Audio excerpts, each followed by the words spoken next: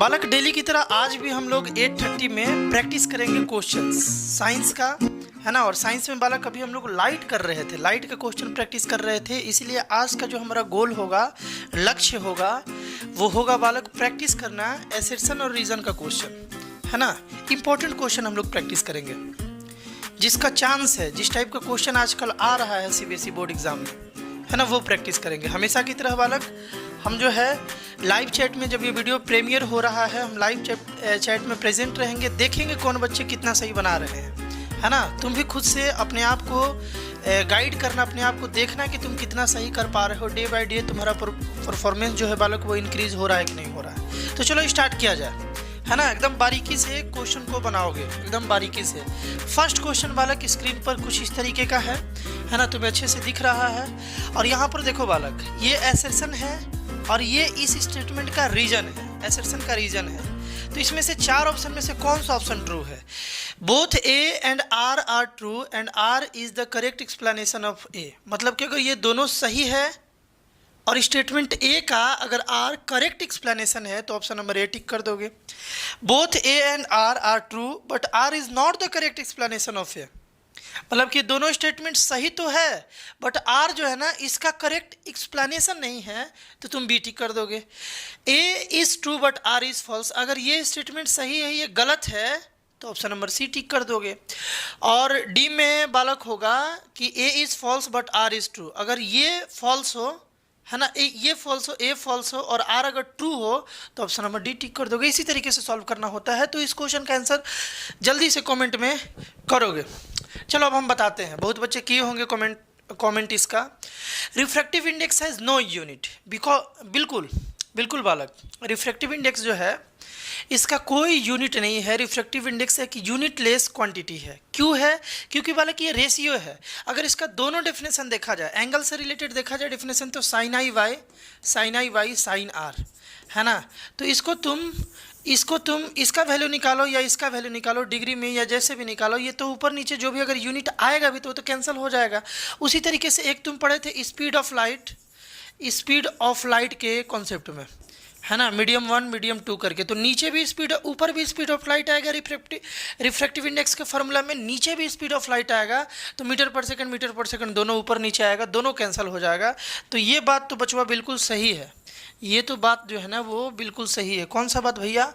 कि refractive index के पास कोई यूनिट नहीं होता है ना। The refractive index is a ratio of two similar quantity, और आर भी सही है और आर सही एक्सप्लेनेशन भी है ना। जो भी हम लोग एक्सप्लेनेशन दे रहे थे, है ना, वही तो बात लिखा हुआ है। यानी कि इसका आंसर है ऑप्शन नंबर ए। जो लोग ऑप्शन नंबर ए टिक कर रहे थे, मतलब कि ए और आर दोनों सही है और आर जो है ए का करेक्ट एक्सप्लेनेशन है, जो लोग ये टिक कर रहे थे वो बिल्कुल सही है। चलो जी, नेक्स्ट क्वेश्चन देखते हैं। नेक्स्ट क्वेश्चन बालक कुछ इस तरीके का है ना, दिख रहा है ना तुमको? बताओगे जल्दी से इसका आंसर क्या होगा? Concave mirror are used as makeup mirror. Concave mirror को हम लोग मेकअप मिरर की तरह यूज कर सकते हैं। अच्छा, when the face is held within the focus of a concave mirror then a diminished image of the face is seen in the concave mirror। तब क्यों करते? जल्दी से कमेंट करोगे, हम देख रहे हैं बालक, जल्दी से। और कोशिश करो कि अब जो है ना हर एक तुम सही कमेंट करो। जल्दी करने का ज़्यादा ज़रूरत नहीं है ना। फास्ट के साथ साथ अगर तुम सही करने लगे तो यार मज़ा आ जाएगा। तो बालक यहाँ पर देखो, पहला वाला तो बात सही है, एसर्शन तो बिल्कुल सही है। एसर्शन जो है ना बालक, ये बालक बिल्कुल सही है, कोई इसमें दिक्कत नहीं है। हम लोग मेकअप मिरर के रूप में, मेकअप करने के लिए हम लोग कॉनकेव मिरर का यूज करते हैं। ये बात तो सत्य है, ये बात बालक बिल्कुल ट्रू है ना। लेकिन इसलिए थोड़ी करते हैं कि जो कॉनकेव मिरर है उसके मतलब फोकस के पास अगर अपना थोबड़ा ले जाएंगे तो बहुत छोटा इमेज बनाएगा। छोटा थोड़ी बनाना है, बड़ा बनाना है ना, जूम करके इमेज बनाना है।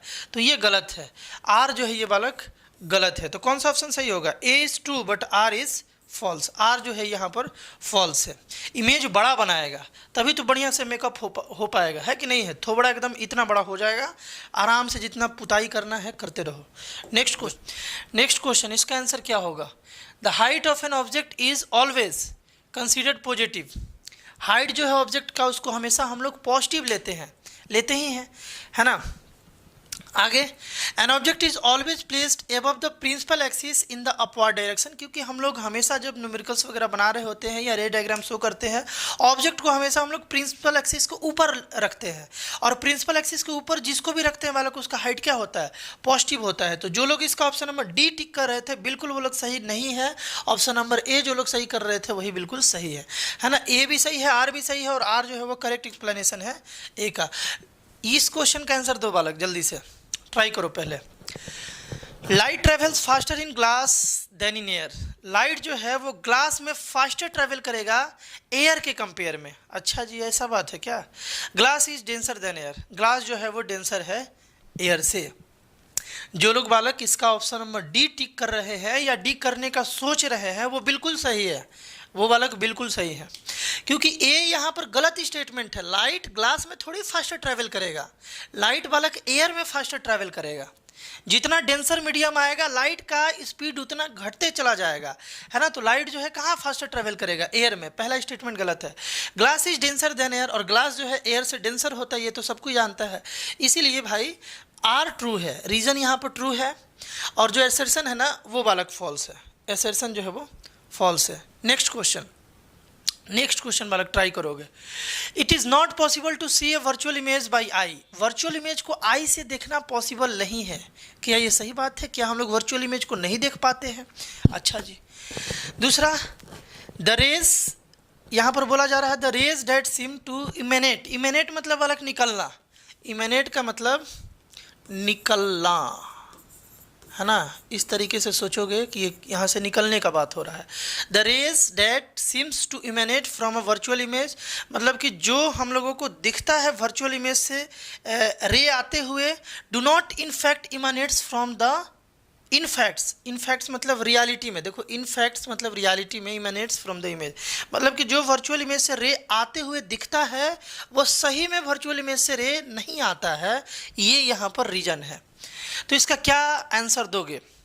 इसका क्या आंसर दोगे? जो लोग बालक ऑप्शन नंबर सी दे रहे हैं ना कि ए यहाँ पर ट्रू है और आर फॉल्स है, वो लोग गलत बोल रहे हैं। ऑप्शन नंबर डी इसका राइट आंसर है।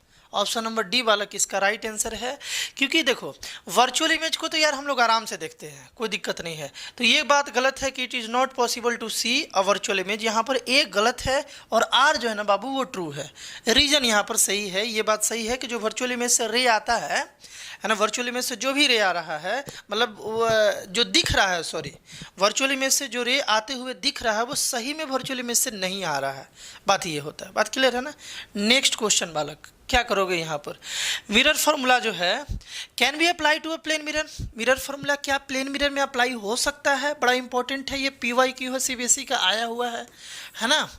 को रीजन इसका दिया हुआ है, plane mirror is a spherical mirror of infinite focal length, है ना। प्लेन मिरर को हम लोग कंसीडर करते हैं कि वो स्फेरिकल मिरर ही है जिसका फोकल लेंथ इनफाइनाइट है, मतलब बहुत बड़ा है ना। तो देखो बालक ये बिल्कुल सही है, दोनों का दोनों, और ये जो है ना करेक्ट एक्सप्लेनेशन भी है, यानी कि इसका ऑप्शन नंबर ए जो है ना वो राइट आंसर है। कैसे हम तुमको बताते हैं, देखो मिरर फार्मूला है 1/v + 1/u = 1/f, ये बात है। तो भैया एक बात जान लो कि 1/∞ का वैल्यू 0 होता है, 1/∞ का वैल्यू है ना, 1/∞ 0 होता है। तो यहाँ पर अगर इसको माना जाता है, देखो प्लेन मिरर को माना जाता है कि ये स्फेरिकल मिरर ही है जिसका फोकल लेंथ बहुत बड़ा है, मतलब इनफाइनाइट है ना। तो इस फार्मूला में अगर अपना अप्लाई किया जाए तो 1/∞ मतलब 0 हो जाएगा, ये 1/u हो जाएगा प्लस 1/v हो जाएगा। इस 1/v को इधर लाते हैं तो 1/u = 1/v, और इसको उल्टा कर लेते हैं बालक तो u = v आ गया, यानी कि ऑब्जेक्ट डिस्टेंस जितना है उतना ही इमेज डिस्टेंस है, ये बात आ गया। और ऑब्जेक्ट डिस्टेंस जितना होता है उतना ही इमेज डिस्टेंस किस में होता है? प्लेन मिरर में होता है ना। वो वाला किस में होता है? प्लेन मिरर में। तो ऑप्शन नंबर ए जो लोग भी टिक कर रहे थे उनका आंसर बिल्कुल सही है, कोई दिक्कत? चलो जी next question. For observing traffic at back the driver mirror is convex mirror, है ना। ड्राइवर का जो मिरर है, ड्राइवर ड्राइवरिंग कर रहा है तो इसके बगल में जो मिरर है पीछे का व्यू देखने के लिए वो कॉन्वेक्स होता है क्या? पहला बात तो ये है। दूसरा, a convex mirror has much larger field of view than a plane mirror, है ना। तो इसका बालक जो लोग ऑप्शन नंबर ए टिक कर रहे हैं वो लोग सही हैं। क्यों सही है भैया? क्योंकि सही बात है कि पीछे का जितना भी लोकेशन है उसका एक बड़ा मतलब वाइडर व्यू होता है कॉन्वेक्स मिरर का, क्योंकि वो छोटा छोटा इमेज बनाता है। छोटा छोटा इमेज बनाएगा कॉन्वेक्स मिरर तो पीछे का लगभग सारा चीज़ हम लोग अच्छे से देख पाएंगे। अगर बड़ा इमेज बना देगा तो उस मिरर में एक ही इमेज आ जाएगा, है ना। तो बड़ा इमेज हमको नहीं चाहिए, इस केस में छोटा छोटा चाहिए ताकि पीछे का सारा व्यू दिखे ताकि अच्छे से ड्राइविंग हो सके, है ना। तो इसका ऑप्शन नंबर ए जो है ना वो सही है कि ए और आर दोनों सही है, और आर जो है ना वो करेक्ट एक्सप्लेनेशन है किसका? ए का। चलो जी नेक्स्ट क्वेश्चन, इसका आंसर क्या दोगे? 1.5 किलोमीटर का क्वेश्चन लेकिन बहुत जरूरी इसीलिए लाया गया है। A ray of light travelling from a rare medium to a denser medium slows down and bends away from the normal, है ना। एक रे है, लाइट जो है वो ट्रैवल कर रहा है रेयर से डेंसर में। रेयर से कहाँ जा रहा है बाबू? डेंसर में। Slow down and bends away from the normal, तो वो क्या हो रहा है ना कि रेयरर से डेंसर जा रहा है ना, रेयरर से डेंसर जा रहा है, तो ऐसा कहना है इसका कि वो बेंड अवे नॉर्मल से दूर चल जाएगा। ये रेयरर है, ये डेंसर है, तो ये नॉर्मल से दूर जाएगा क्या? ये गलत बात है, यहीं पर गलत हो गया, आगे पढ़ने का कोई ज़रूरत नहीं है, है ना। ये गलत बात है। रेयरर से डेंसर में जाएगा तो जो रे है वो टुवर्ड्स नॉर्मल बेंड करेगा, नॉर्मल सा बात है ना। तो ये गलत है, आगे भी गलत ही लिखा होगा। When it travel from the denser medium to the rarer medium it speed up. अब डेंसर से रेयरर में जाएगा तो इट स्पीड अप, उसका स्पीड बढ़ जाएगा and bend towards the normal, और ये नॉर्मल के टुवर्ड्स बेंड कर जाएगा, नॉर्मल के टुवर्ड्स थोड़ी बेंड करेगा।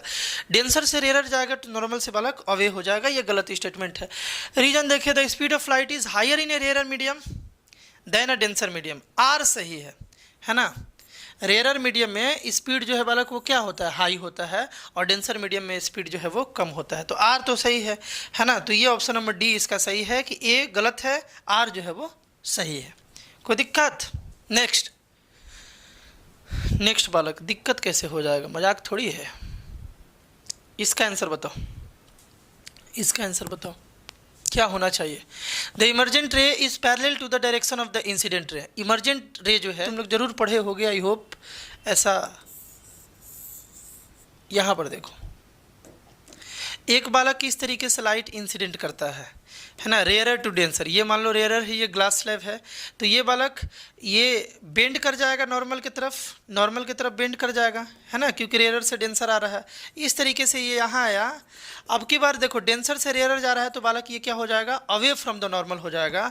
ऐसा देखा गया है कि ये जो रे इंसिडेंट था, और ये जो रे, इसको हम लोग इमरजेंट रे बोलेंगे। ये वाला जो रे है इसको इमरजेंट बोलेंगे। ये और ये बालक पैरेलल होता है, ये हम लोग देखे थे, है ना। ये हम लोग देखे थे क्योंकि सेम मीडियम में, इस मीडियम में इंसिडेंट किया था, और फिर जब निकला मतलब इमरजेंट जब हुआ तो उसी मीडियम में आ गया। तो ये दोनों रे बालक पैरेलल होता है, ये हम लोग पढ़े थे, है ना। तो ये तो बात सही है। द इमरजेंट रे जो है वो पैरेलल होता है इंसिडेंट रे के। इंसिडेंट रे के पैरेलल कौन होता है बालक? Emergent ray. ये बात तो सही है। आगे, the extent of bending of the रे of light at the opposite parallel faces air glass interface and glass air interface of the rectangular slab is equal and opposite. बिल्कुल यार, ऑप्शन नंबर ए जो लोग बोल रहे हैं ना, उनका ये आंसर बिल्कुल सही है, क्योंकि इसका ये जो है आर जो है ये भी सही है, और एक्सप्लेनेशन भी बालक ये सही है। नेक्स्ट, इसका क्या होगा बताओ?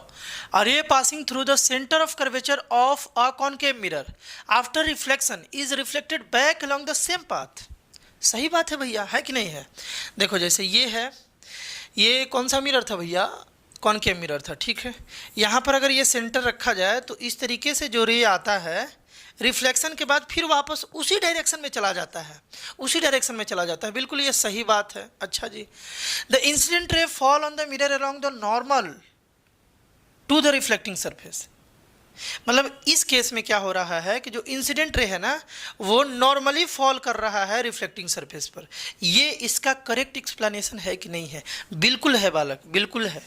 वापस देखो, ध्यान से सुनना, वापस सेम डायरेक्शन से आना, इसका मतलब इंसिडेंट ये 0 डिग्री पर हुआ है। इंसिडेंट कितने डिग्री पर हुआ है बालक? 0 डिग्री पर हुआ है।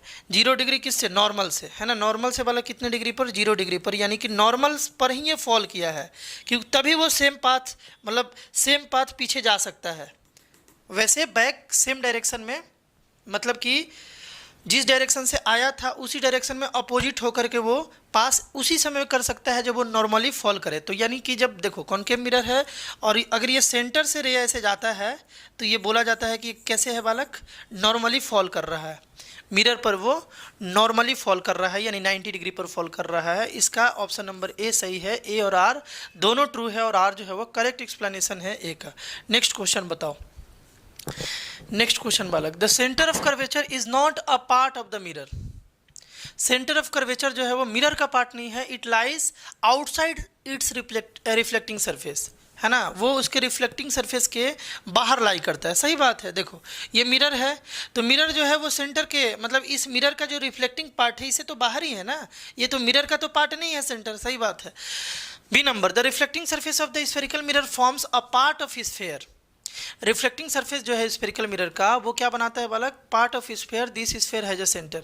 मतलब ये जो है ना रिफ्लेक्टिंग पार्ट, ये किसी स्फीयर का पार्ट होता है, ये किसी स्फीयर का पार्ट होता है। ये रिफ्लेक्टिंग सरफेस था, ये किसी स्फीयर का पार्ट था और उसी स्फीयर का जो सेंटर है बालक, उसी स्फीयर का जो सेंटर है उसी के बारे में हम लोग डिस्कशन करते हैं, मतलब जिसे हम लोग सेंटर ऑफ कर्वेचर बोलते हैं। तो ऑप्शन नंबर ए जो है इसका भी सही है, यानी कि दोनों बात जो है ए और आर दोनों सही है और आर जो है ना ये करेक्ट एक्सप्लेनेशन भी हुआ, ये करेक्ट बालक एक्सप्लेनेशन भी हुआ। कोई दिक्कत बालक, समझ पा रहे हो ना? तो इस तरीके से बाबू आज हम लोग क्या किए कि एसेशन और रीजन का प्रैक्टिस किए, एसेशन रीजन क्वेश्चन का हम लोग प्रैक्टिस किए। लाइट से रिलेटेड अगला जो वीडियो पार्ट आएगा, मतलब कल जो हम लोग प्रीमियर जो वीडियो होगा कल, वो बालक न्यूमेरिकल आएगा। लाइट से रिलेटेड जो भी इंपॉर्टेंट न्यूमेरिकल्स है वो सारा अपलोड हो जाएगा और उसके बाद फिर से हम लोग केमिस्ट्री चैप्टर 1 पर चलेंगे, केमिकल रिएक्शन एंड इक्वेशन, उसका हम लोग इसी तरीके से क्वेश्चंस प्रैक्टिस करेंगे। तो आई होप बालक ये सब वीडियो जो है तुम्हारे लिए सपोर्टिव होगा, बेनिफिशियल होगा, है ना। इसे शेयर करोगे अपने दोस्तों के बीच और बताओगे कि 8:30 में डेली हम लोग आते हैं। संडे को गैप हो सकता है या किसी दिन और गैप हो सकता है बहुत इमरजेंसी में, लेकिन कोशिश किया जाएगा कि हम लोग अब रेगुलर रहें। तो मिलते हैं बालक नेक्स्ट वीडियो में, बाय।